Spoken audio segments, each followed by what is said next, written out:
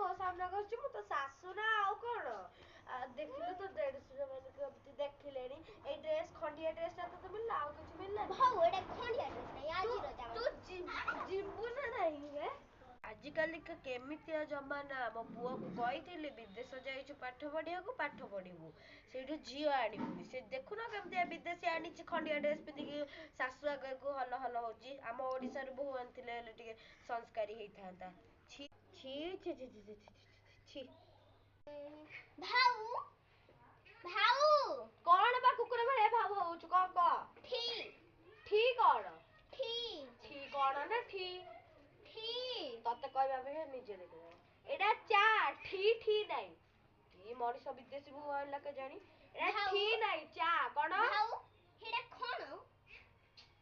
ଏଇଟା ହଉଛି ଭାଗବତ ତୁ ଜାଣିଛୁ ଭାଗବତ କଣ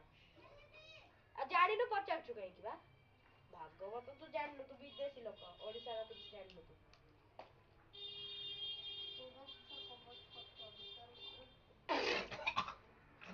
ଚାରେ ତୁ କଣ ପକେଇଚନ୍ତିଆ ଲାଗୁଛି ନମଖ କଣ ବା ନମଖ ଆରେ ନମଖ କଣ ତମ ବିଦେଶୀ ଭାଷା ମୁଁ ବୁଝିପାରୁନି ରୁହ ମୁଁ ଆଣିକି ଦେଖଉଛି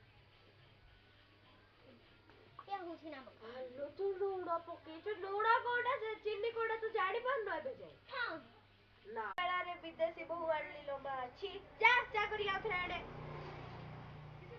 କୋଉ ଚା ପତି କୋଉଟା ଚିନି କୋଉଟା ଲୁଣ କୋଉଟା ଜାଣିପାରୁନି ଭାଉ କଣ ଭାଉ ଭାଉ କୁକୁର ଭଳିଆ ହଉଛୁ କଣ କହୁନୁ